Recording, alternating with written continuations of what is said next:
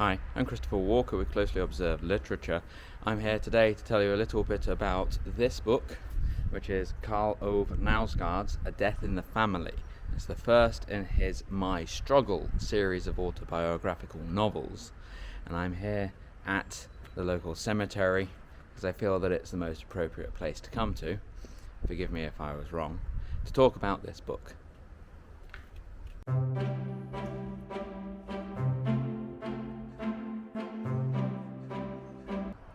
So this book took me a little bit longer to read than I thought it would do, and in fact I took a break from it after about 30 pages, thinking, what's the fuss? I've heard so many people talk about this book, saying how wonderful it is and how it can change your life. I didn't feel that way at all after 30 pages. I was in the wrong frame of mind. I returned to it later, sat down and forced myself to read. Before I knew it, I was halfway through the book and letting the words wash over me. I think that's the right approach to take. So what of the book then? Well, the first part concerns Karl Ove's childhood.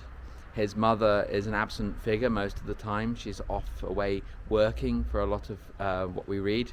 His father is more like a ghost in the background, haunting his life.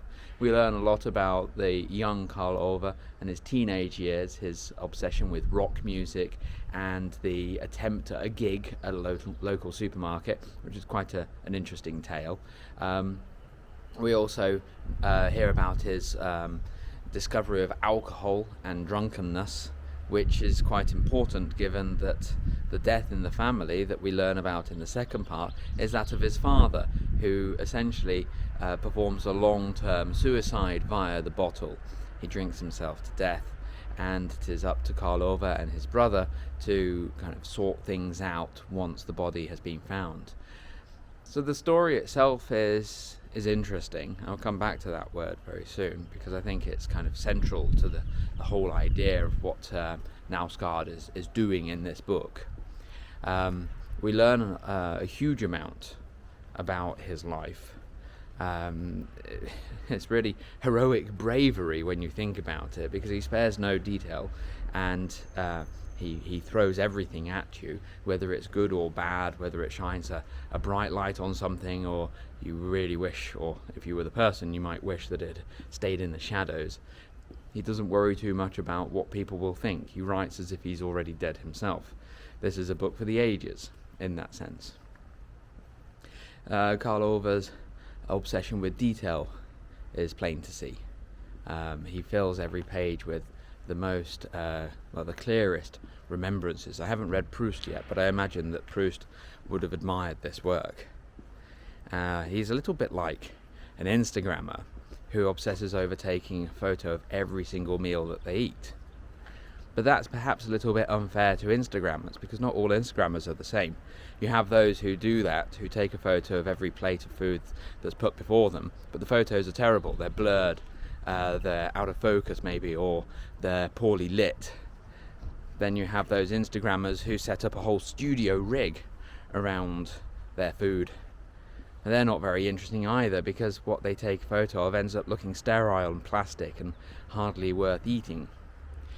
No, the Instagrammers that we like are those that bring with themselves a sense of authenticity, and that's really what Karl Ove does in this book. He is that middle way. He's never boring, but nor is he ever very interesting. He remains interesting throughout, but not because of his writing necessarily, but because of the quantity of the things he tells us, and their magnitude within the life of a single human being. He is not going to be the sort of person that we turn to learn how to write if we want to write creative and startling fiction. No, that's more the territory of the poets, I suppose, or people like Salman Rushdie. Instead, we can turn to Karl Ove to learn how to write honestly, in a way that holds the reader's attention, but without necessarily drawing your attention to the words, but instead the ideas that lay behind them. And I think that's a really powerful thing. My favourite episode in the book comes shortly after the death of Karl Ove's father, and it's quite moving what happens anyway. the discovery that he'd been living with his mother, so Karl Orve's grandmother, drinking himself to death in her company.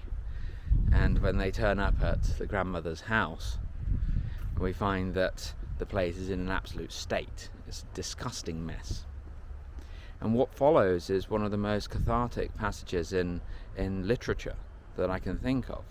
And it spans many chapters and many dozens of pages. And it's a very long and detailed description of everything that Karl Orve and his brother attempted to do to bring some sense of order to the house that his father had died in. Long passages about cleaning. And for me, it was a much more successful attempt of what the likes of Marie Kondo have tried to do, to bring order to our lives. And it's a real release.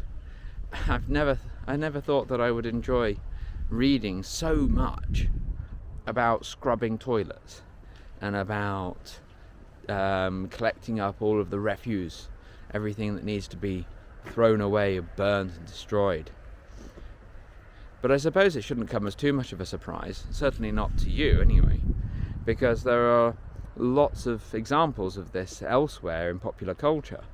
There are whole TV shows in England devoted to cleaning. We've long had a fascination with cleaning. I don't know why it is exactly. We're more fascinated with cleaning than actually doing the cleaning ourselves. Perhaps we just like watching it.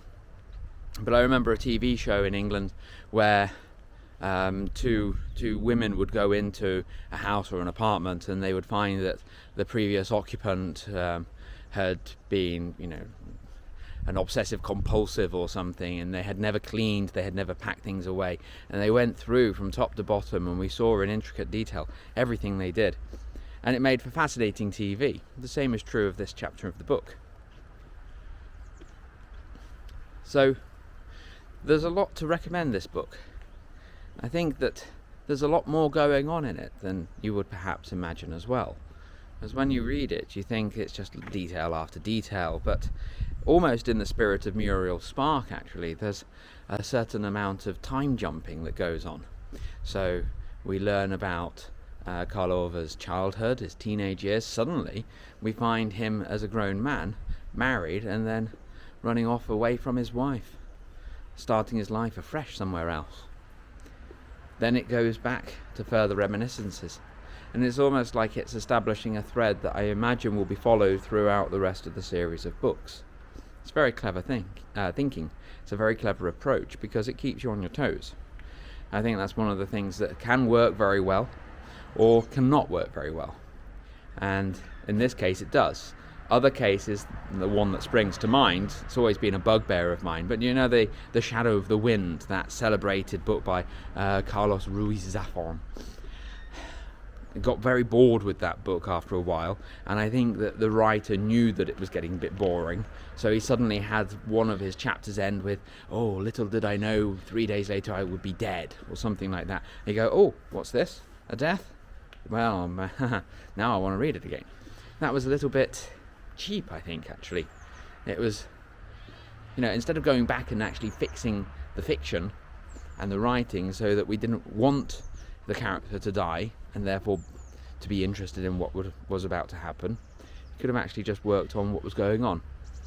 Anyway, that has always been a bugbear of mine, so I think that this sort of time jump as a way of offering a palate cleanser in a way, I think that works very well. Like I say, it reminded me a little bit of Muriel Spark, the way he did it. So, what do I think of the book overall? Well, as you can tell, I was very happy to have read it. The question now, though, is, do I read the others? It's a long series. I am curious to know what happens next. But there are so many other books to read. It's a quandary. What do you think? Have you read the other books in the series? Do you think that I should invest the time and actually the money, because I don't have copies of them, in reading the rest of his My Struggle series? Leave a comment below, let me know what you think. And until next time, goodbye.